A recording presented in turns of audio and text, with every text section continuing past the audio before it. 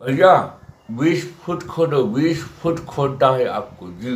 20 foot खोदना है जी। संजय राव जी बोले हैं। हाँ 20 फुट। ओके।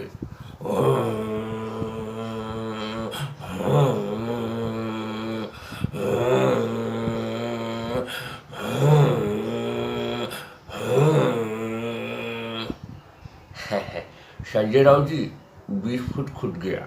हाँ, ये जितने भी शिव सैनिक से पंगा लेंगे ना, वो इसी गड्ढे में जाएंगे जी। जी सर, 20 लोग लगे थे, 20 मल्टीप्लाई 800 के हिसाब से हिसाब कर दीजिए इन लेबरों का। क्योंकि आपने तो गड्ढे खिंचवा लिए हैं 20 फुट, वो भी क्योंकि आपने कहा था ना कि 20 फुट अंडर जमीन में गाड़ दूंगा। चलिए 20 लेबरों का पैसा दीजिए। Thank you. नमस्कार, आप देख रहे हैं तिवारी भैया, मैं हूं वेद प्रकाश। 20 फुट जमीन में गाड़ दूंगा तो लेबर सभी के साथ मिलके ठेकेदार खुदाई कर रहे थे जेसीबी से। ये कहना है संजय राउत जी का। एक सांसद है, राज्यसभा सांसद। वाह संजय राउत जी, वाह वाह। राज्यसभा सांसद, भाषा के संयम को तो आपने तार तार कर ही दिया है। 20 फुट जमीन में गाड़ देंगे। अगर यही भाषा एक कॉमन मैन का होता, या यही भाषा उद्धव साहब के लिए कोई बोल देता, यही भाषा कोई शिव सैनिक के लिए बोल देता, यही भाषा किसी पुलिस कमिश्नर के लिए बोल देता, यही भाषा देश के प्रधानमंत्री के लिए बोल देता, यही भाषा किसी दिल्ली के मुख्यमंत्री या कहीं के मुख्यमंत्री को बोल देता, तो उस पर देशद्रोह, राजद्रोह, मंगल द्रोह, पृथ्वी द्रोह, द्रोह पे द्रोह, द्रोह पे द्रोह, द्रोह पे द्रोह डाल दिया जाता। क्या ये तरीका था बोलने का? किसके किसके लिए खुदवाएंगे संजय राउत जी आप 20 फुट? किसके लिए? राज ठाकरे साहब के लिए, देवेंद्र साहब के लिए, किरीट सोमैया साहब के लिए? किसके लिए? किसके लिए खुदवाएंगे आप?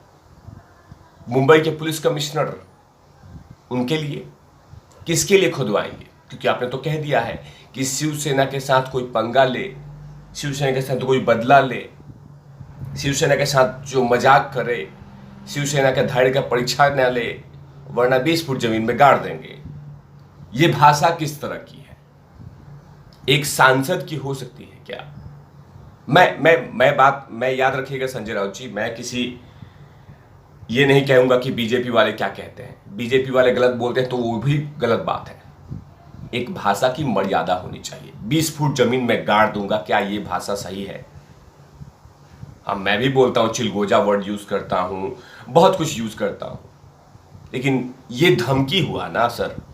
लेकिन हाँ, सत्ता का जो नशा है वो खूब बोल रहा है, और आप इस तरह की बातें कर रहे हैं कि 20 फुट जमीन में गाड़ देने के लिए। तो उसमें राज साहब भी हैं, राज ठाकरे साहब, जो लगातार उद्धव साहब को कभी टक्कर दे रहे हैं, साथ में शिवसैनिक को भी टक्कर दे रहे हैं। देवेंद्र साहब भी हैं, महाराष्ट्र के पूर्व मुख्यमंत्री जी हैं, अमित शाह जी हैं, नरेंद्र मोदी जी भी अभी कटाक्ष करेंगे बीएमसी के चुनाव में, तो उनके लिए बिगाड़ दीजिएगा। अरे कुछ भी, एक मर्यादित भाषा होती है। हमें भी जब बोलता हूं तो एक मर्यादित भाषा में बोलता हूं। लेकिन हां, आपको लग रहा है कि यह सत्ता जो जनता जनार्दन ने दिया है, इसे ऐसे ही इस्तेमाल करते हैं। और ये मैं क्या कह रहा हूं, मेरी क्या औकात? किरीट सोमैया जी बोल रहे हैं कि सत्ता का अहंकार इतना चरम सीमा पे हो चुका है कि आप ही लोग के सामने, पुलिस के सामने किरीट सोमैया पे इतना बड़ा हमला हो जाता है। किरीट सोमैया को जान बचा के भागना पड़ता है पुलिस के सामने। किरीट सोमैया तो आपकी शिकायत और आपकी पुलिस की शिकायत जाके अभी केंद्र सरकार में किया है, गृह मंत्रालय में किया है, गृह सचिव को किया है कि रिपोर्ट मंगाइए कि वहां चल क्या रहा है। अराजकता फैल गई है वहां पे। लेकिन जिस तरह की भाषा का इस्तेमाल किया संजय राउत जी, ये भाषा सही नहीं है। क्योंकि याद रखिए, आज आप हैं तो कल कोई और होगा। लेकिन ये तमाम चीजें देश की जनता जनार्दन के साथ साथ महाराष्ट्र सरकार, महाराष्ट्र की जनता भी देख रही है कि आप जिस भाषा का इस्तेमाल कर रहे हैं, ये बिल्कुल सही नहीं है। राजनीति के परिभाषा से देखी जाए तो ये परिभाषा गलत साबित हो रही है और गलत जा भी रही है। आप बहुत सारे शब्दों का चयन कर सकते हैं, लेकिन आपने जो बातें कही है वो बेहद बतलाने वाला होगा। कहा है कि मैं उनसे, राउत जी ने कहा है, मैं उनसे शिवसेना और मातोश्री से नहीं खेलने का अनुरोध करता हूं, वरना 20 फुट जमीन में गाड़ दिया जाएगा। शिवसैनिक के धैर्य का परीक्षा ना ले। किसको और भी कहा था आपने? मतलब कि नवनीत राणा जी को, रवि राणा जी को। लेकिन यही चीजें कोई कॉमन मैन बोलता तो अजीब सा भाषा हो जाता, सड़क छाप। यही बातें अगर कोई कॉमन मैन बोलता या कोई आदमी बोलता किसी विधायक के लिए, कोई सांसद के लिए, तो कब का एफआईआर हो जाता, पुलिसिया उठा लेती, सूद देती, क्योंकि आपने देशद्रोह किया है। आपने जनप्रतिनिधि को धमकी दिया है, जनता जनार्दन से चुने हुए प्रतिनिधि को धक्का दिया है, आपने धमकी दिया है। इस तरह के कानून थोप दिए जाते हैं। लेकिन आपके ऊपर में तो कार्रवाई होगा नहीं, क्योंकि आपने कंगना रनौत को भी तो आरती उतार दिया था।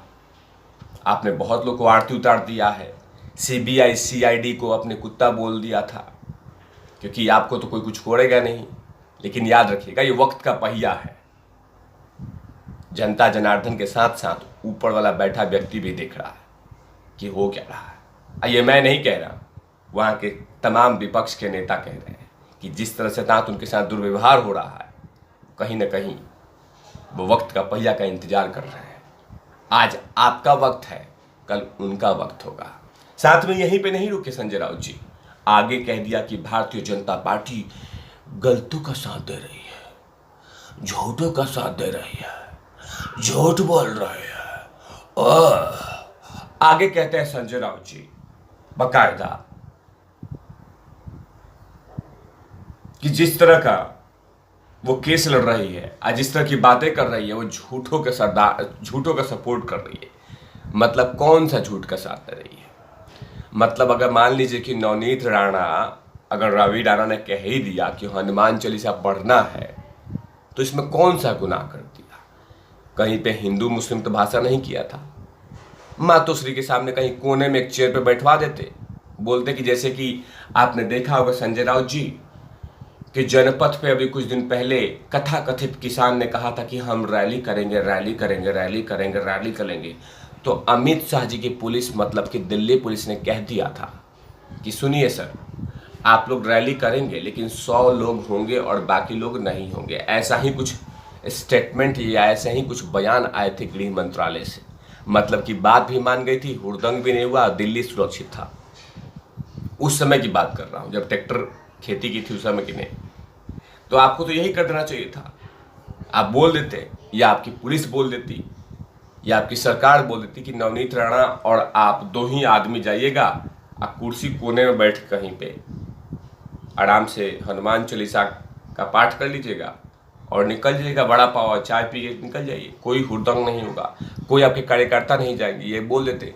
लेकिन नहीं, आपकी दम कैसे हो गई नवनीत राणा? आपने जुबान लड़ाया महाराष्ट्र सरकार से, और साथ में ये भी था कि आप इतनी बड़ी बातें कैसे बोल सकती हैं उद्धव साहब के लिए कि बिना पैसे बिना काम का पगार लेता है। ये तमाम बातें नवनीत राणा ने कहा था, तो कहीं ना कहीं उनको करारा जवाब देना था। अब वही जवाब दिया कि नवनीत राणा को 14 दिन के लिए न्यायिक हिरासत में भेज दिया। लेकिन महाराष्ट्र की जनता जनार्दन ये तमाम चीजें देख रही है। तो देखते हैं कि अभी किरीट सोमैया जी कहाँ गृह मंत्रालय में कौन कौन सी बातें करते हैं, इस पे मेरी नजर रहेगी, और नवनीत राणा जी के भी मामले पे मेरी नजर रहेगी। तब तक के लिए आप देखते रहिए तिवारी। मैं हूं वेद प्रकाश, कैमरामैन ध्रुव लाठी के साथ। ओवर नॉट लवीज।